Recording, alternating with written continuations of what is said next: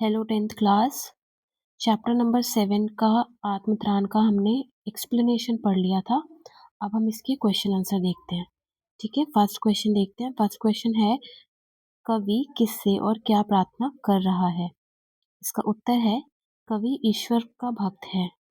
ठीक है, ईश्वर भक्त है, प्रभु में उसकी गहरी आस्था है, इसलिए कवि ईश्वर से प्रार्थना कर रहा है कि वह उसे जीवन रूपी मुसीबतों से लड़ने की, सहने की शक्ति प्रदान करे तथा वह निर्भय होके, निर्भय यानी बिना डरे, विपत्तियों का सामना करे, अर्थात संकटों को देखकर डरे नहीं, घबराए नहीं। उसे जीवन में कोई सहायक मिले या ना मिले, कोई सहायक मिले या ना मिले, परंतु उसका आत्मबल, शारीरिक बल कमजोर ना पड़े। कवि अपने मन में दृढ़ता की इच्छा करता है। दृढ़ता यानी मजबूत, लिख सकते हो आप इसको। मन में मजबूत मतलब विल पावर अपनी स्ट्रांग रखता है, ताकि कोई भी परेशानी आए उसको वो उसका सामना कर सके। ठीक है, तो मन में शक्ति पाना चाहता है या शक्ति की इच्छा रखता है, तथा ईश्वर से विपत्तियों को सहने की शक्ति चाहता है। ठीक है, नेक्स्ट क्वेश्चन देखो। विपदाओं से मुझे बचाओ, यह मेरी प्रार्थना नहीं। कवि इस पंक्ति के द्वारा क्या कहना चाहते हैं? तो इस पंक्ति में कवि यह कहना चाहता है कि हे परमात्मा, चाहे आप मुझे दुखों व मुसीबतों से ना बचाओ, परंतु इतनी कृपा अवश्य करना कि दुख व मुसीबतों की घड़ी में मैं घड़ी में भी मैं घबराऊं नहीं, बल्कि उन चुनौतियों का डटकर मुकाबला करूं। उनकी प्रभु से यह प्रार्थना नहीं है कि प्रतिदिन ईश्वर भय से मुक्ति दिलाए तथा आश्रय प्रदान करे। वह तो प्रभु से इतना चाहता है कि वे शक्ति प्रदान करे, जिससे वह बिना डरे संघर्ष कर सके। वह मुश्किलों से भागना नहीं चाहता, केवल ईश्वर का साथ चाहता है। ठीक है, देखो रिपीटेड ही है ऑलमोस्ट। एक चैप्टर से एक ही क्वेश्चन आना है। अगर आप सारे क्वेश्चन की एक्सप्लेनेशन अच्छे से देख लेते हो, तो आप क्वेश्चन अपने हिसाब से वहां पे अच्छे से अटेम्प्ट कर पाओगे। ठीक है, क्वेश्चन नंबर 3 देखते हैं। कवि सहायक के ना मिलने पर क्या प्रार्थना करता है? इसका आंसर है, विपरीत परिस्थितियों में, मतलब विपरीत मतलब होता है ऑपोजिट, कि जब कोई परिस्थिति आपके फेवर में ना हो, मतलब आपने कुछ सोचा हो और कुछ हो गया हो, तो ऐसी भी परिस्थिति के समय में कोई सहायक, अर्थात अगर कोई सहायता ना करने वाला भी हो, पर कवि प्रार्थना करता है कि हे प्रभु, विपरीत परिस्थितियों में भले ही कोई सहायक ना हो, पर मेरा बल और पौरुष ना डगमगाए।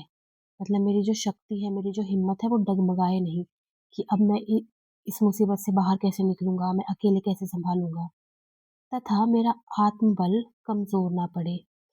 कवि पूर्ण आत्मविश्वास के साथ सभी बाधाओं पर विजय प्राप्त करने की शक्ति मांगता है।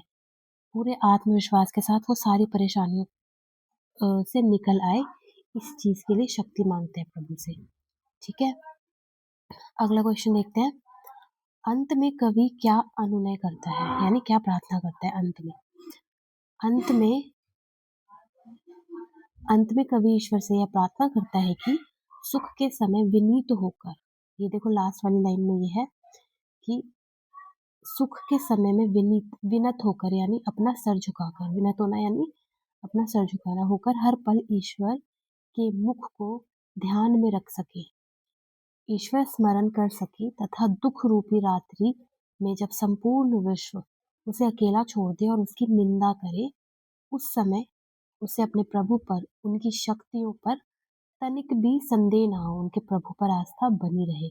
मतलब वो ये कि कहते हैं ना, हम दुख के दिनों में भगवान को बहुत याद करते हैं कि भगवान आप हमारे साथ ऐसा क्यों कर रहे हो, आपने मेरा ये छीन लिया, ये कर लिया, ये नहीं हो रहा।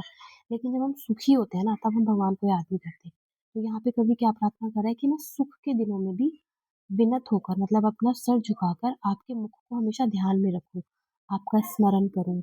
और जब दुख रूपी रात हो, मतलब जब मेरे जीवन का बुरा समय चल रहा हो और पूरा विश्व जब मुझे अकेला छोड़ दे, मेरी निंदा करे, उस समय भी मेरे को बस इतनी शक्ति दे देना कि मैं आपके ऊपर शक ना करूं बिल्कुल भी, कि भगवान है या नहीं, भगवान देख भी रहे हैं कि नहीं।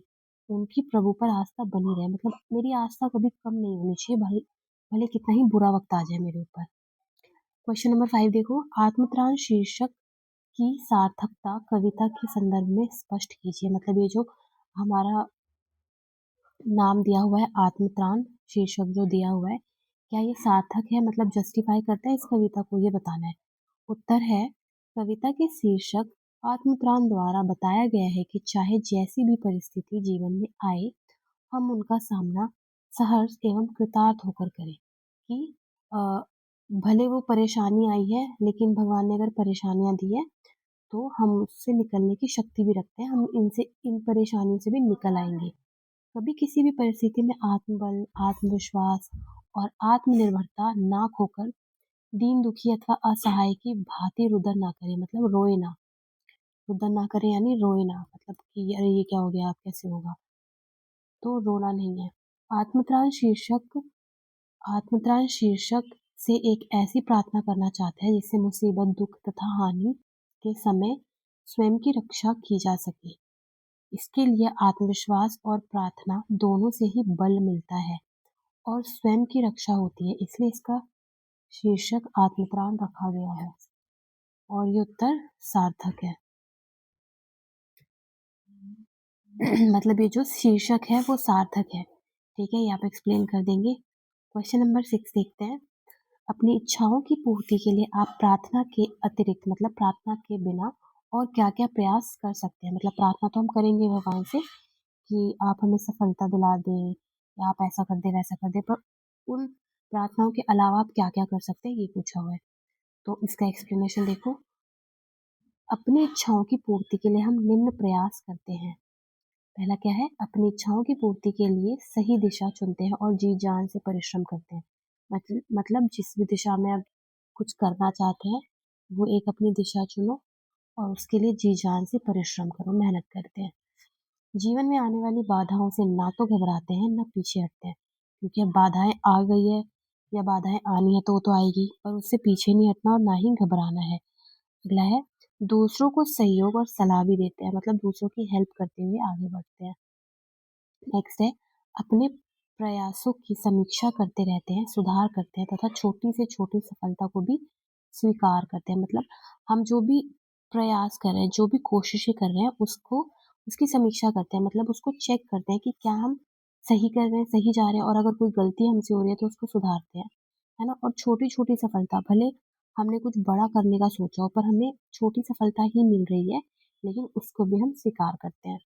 नेक्स्ट है, जब तक इच्छा पूरी ना हो जाए धैर्य व सहनशीलता से कार्य करते हैं, है ना। जो भी आपकी इच्छा हो उसके लिए मेहनत करते रहना है, धैर्य रखना है कि अगर हम मेहनत कर रहे हैं तो एक ना एक दिन हमें सफलता जरूर मिलेगी।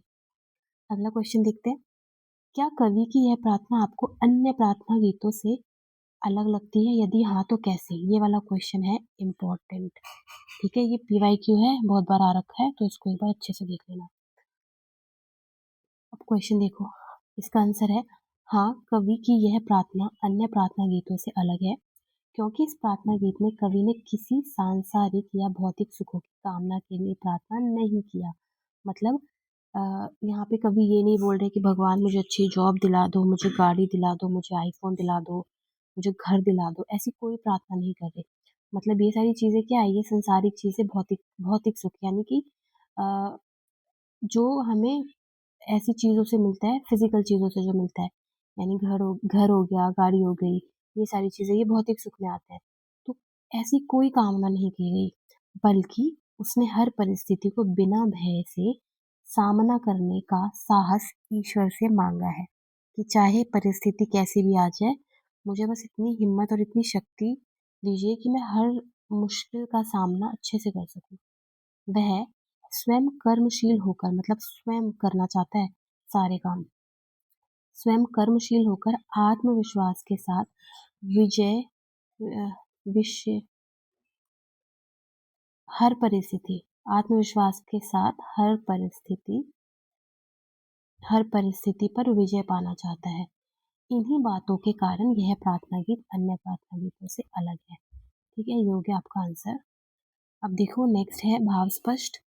पहला है, नत शिर होकर सुख के दिन में तब मुख पहचान छिन छिन में। देखो हमने इसको एक्सप्लेनेशन में भी पढ़ा और अभी क्वेश्चन में भी आया था कि अपना जो सर है वो झुकाकर मैं सुख के दिनों में भी आपको याद करूं। ठीक है, रिपीटेड ही है भाव स्पष्ट भी।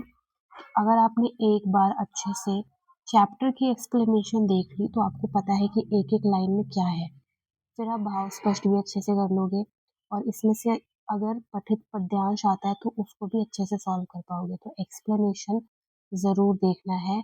अगर टाइम कम है तो क्वेश्चन आंसर आप छोड़ सकते हो, लेकिन किसी भी चैप्टर की एक्सप्लेनेशन मत छोड़ना। अब इसका आंसर देखो। इन पंक्तियों का भाव है कि कवि सुख के समय, सुख के दिनों में भी परमात्मा को हर पल श्रद्धा भाव से याद करना चाहता है तथा हर पल उनके स्वरूप को पहचानना चाहता है। मतलब छिन छिन पहचानना चाहता है कि हाँ, कुछ अगर मेरे पास कुछ अच्छा दिया है, कुछ है मेरे पास, तो प्रभु ने दिया है, प्रभु की इच्छा से है। अर्थात कवि सुख दुख दोनों में ही समान भाव से प्रभु को याद करते रहना चाहता है। देखो, दुख में तो हर कोई याद करता है भगवान, है ना? लेकिन जो सच्चा भक्त है वो सुख के दिनों में भी भगवान को याद रखता है कि ये सुख के दिन भी यदि आए हैं तो भगवान की वजह से आए हैं। तो यहाँ पे कवि सुख और दुख दोनों में भगवान को समान भाव से, यानी सेम फीलिंग से प्रभु को याद करना चाहता है तथा उनके स्वरूप की कृपा पाना चाहता है, यानी उनकी कृपा पाना चाहता है। अगला है, हानि उठानी पड़े जगत में, लाभ अगर वंचना रही, तो भी मन में ना मानु मानुष है।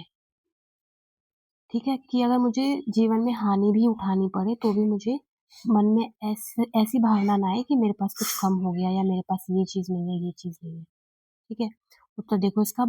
कवि चाहता है कि यदि उसे जीवन भर लाभ ना मिले, यदि वह सफलता से वंचित रहे, मतलब उसे लाभ भी ना मिले, कोई सफलता भी नहीं मिले, यदि उसे हर कदम पर हानि पहुंचती रहे, तो भी वह मन में निराशा और विनाश के नकारात्मक भावों को स्थान ना दे।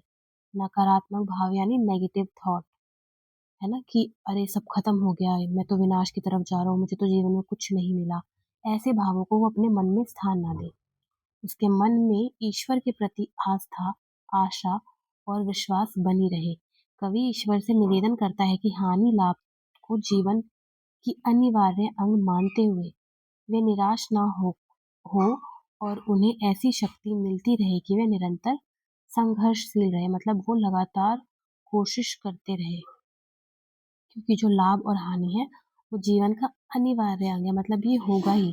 जब हम जीवन में आए हैं तो हमें हानि भी मिलेगी, लाभ भी मिलेगा। ठीक है, लेकिन इससे कभी भी निराश नहीं होना है और भगवान से शक्ति मांगी है कि वो निरंतर संघर्षशील, यानी प्रयत्न करते ही रहे, संघर्ष करते ही रहे, जो भी उसको पाना है उसके लिए। ठीक है, थर्ड वाला देखते हैं।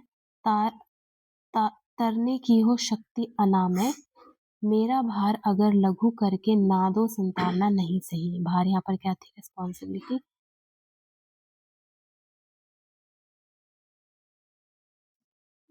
रिस्पॉन्सिबिलिटी थी। लघु का होता है कम करना, लघु करना यानी कम करना। ठीक है, अब देखो इसकी एक्सप्लेनेशन। कवि संसार में स्वयं ही सब कष्टों का सामना करना चाहता है, स्वयं ही। ये नहीं बोल रहा है कि भगवान आप आके मेरे दुख को कम कर दो, नहीं, स्वयं ही करना चाहता है।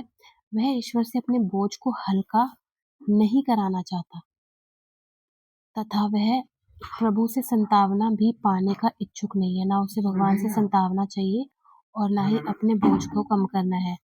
वह तो ईश्वर से संसार में मिल रहे हर परेशानी, बाधाओं को पार करने की अपार शक्ति और जीवन में संघर्ष करने का साहस चाहता है। ठीक है, इजी लैंग्वेज में है सारे क्वेश्चन आंसर।